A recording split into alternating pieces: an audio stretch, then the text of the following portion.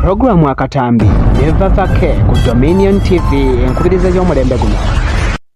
Kwaniriza omulabi wange omulungi owa Dominion TV, it's your girl Vavake nga ntusane program Akatambi. Nga mukatambi kolwalero tukuletedde firimu emanyiddwa nga War Room. Yabayi omanyi abagizanya sente mmeka ezaateekebwamu ba producer ba director nga tuteekebwamu ensimbi abagunja production abaana bano abasangibwa Makerere wali ku Sir Apollo nga bakwata emikolo omuli birthdays okwanjula ba recording ennyimba bakuba ekifaananyi ekirungi nga gwe wenna nno eyakatweyungako. You can follow us on our different social media platforms okuli Facebook, YouTube, Instagram. Ogendeyo otekamu ekigambo kimu Dominion Vision o subscribing o sharing o liking katukolemu kati niwetiti tukomawo.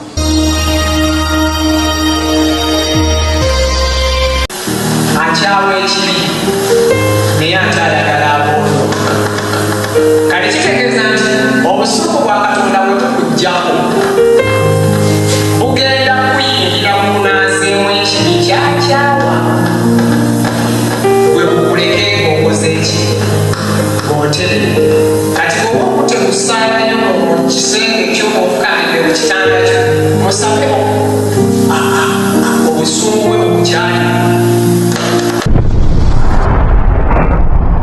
Okay, kulikayo from that short break. It's your girl Vavake ne program Akatambi nga mu film y'olwaleero twetedde firimu emanyiddwa nga War Room. Nga mu firimu eno w'ogiwulira oyinza olowooza ya masasi so nga ekwatagana ku kasenge ak'enjawulo. Omukyalo omu amanyiddwa nga Elizabeth Jordan ke yasalawo okwekwata oluvannyuma we yagenda ku mulimu ng'eyo nno gye yasanga omukyalo omukadde eyamuwa amagezi okufuna akasenge ak'enjawulo asobole okulwana olutalo lw'omwoyo okutaasa obufumbo bwe oluvannyuma ye akasenge okumukolera. Era omukyalo ono Elizabeth yaddayo ewaka n'atagula bulungi wardrobe ye n'aggyamu engoye ze asobole okufukamira ku maviivi alwanirire obufumbo bwe obwa mwami we, obufumbo bwe ye n'omwami we Tony Jordan eyali omwami omukyamu ennyo ng'abba eddagala ku mulimu gye yali akolera ng'ayisaamu mukyala we amaaso. N'obwenzi kw'otadde katugende mu kamuvi trailer tukomewo tova.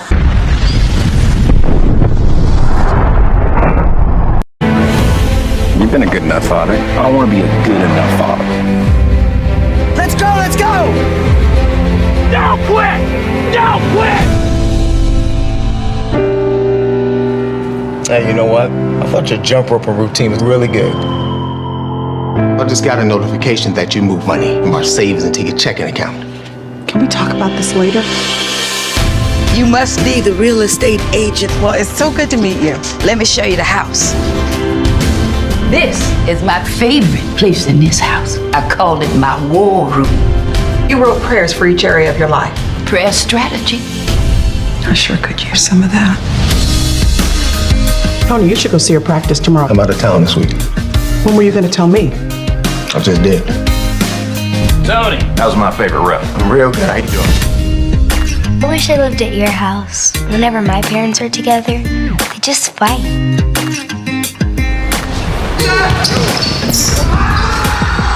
Dude, I can't get a pass from you. It'd be easier to baptize a cat. I just needed to blow off a little steam, okay?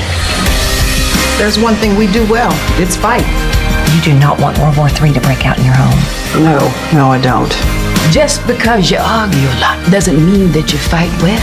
You got to plead with God so that He can do what only He can do. Then you got to get out of the way and let Him do it. You need to do your fighting in prayer. Keep fighting the good fight. Keep letting your light shine. 'Cause I've never seen anybody do what you did. see you through. It's time for you to take off the gloves and fight for your marriage. Keep fighting the good. Lord, we need an army of believers.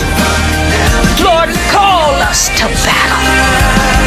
Raise them up, Lord, raise them Keep up. fighting the good, fighting the good, fighting the good fight, good fight.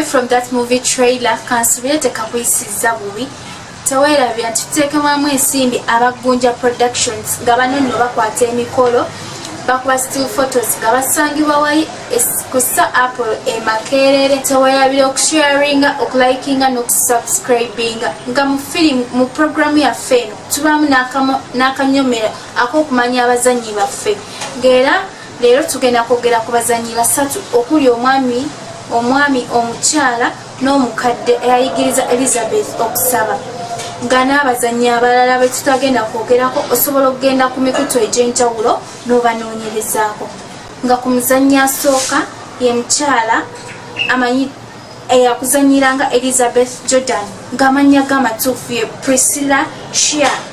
Ono omukyala mu America omuwandiisi w'obutabo, motivational speaker, actress ate nga mubulizi wa njiri. Taata we amanyiddwa nga Tony Evans nga mwannyina ye Anthony Evans omuyimbi nakinku. Omukyala ono Priscilla Shea eyakuzanyiranga Elizabeth Jordan yazaalibwa mu mwezi gwa December 31st 1974 ng'alina emyaka 47 bweddu. Mukyala nno mufumbo ng'omwami we amanyiddwa nga Jerry Shea. Alina abaana basatu okuli Jerry Shea, Jackson Shea ne Judith Shea. Omuzannyi waffe owokubiri ye Tony Jordan ng'amannya g'amatuufu ye TC Starlings nga yazaalibwa mu 1977 1st December ng'alina emyaka 49 nga yazaalibwa mu Cleveland. Mwami nno mufumbo alina omukyala amanyiddwa nga Livette Starlings nga yasomera mu University ya Louisville. Alina abaana babiri okuli Essie Starlings ne Christian Starling. Starling yali munnabyamizannyo omukugu era nga mu 2004 we yasalawo ne yeeyunga mu kuzannya firimu n'okubeera ku TV. Era omwami ono muwandiisi wa bitabo nga muzannyi wa firimu. Omuzannyi owookusatu gwe nkuleetedde ye Karen Abercrombie eyakuzanyiranga Miss Clara omukyala omukadde yali mu firimu yaffe eya War Room.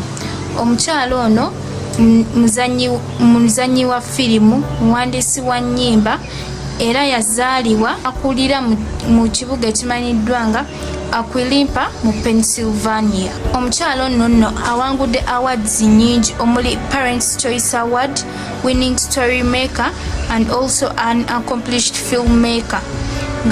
Nga tetwerabidde omukyala ono aproducinga n'okuwandiika ennyimba.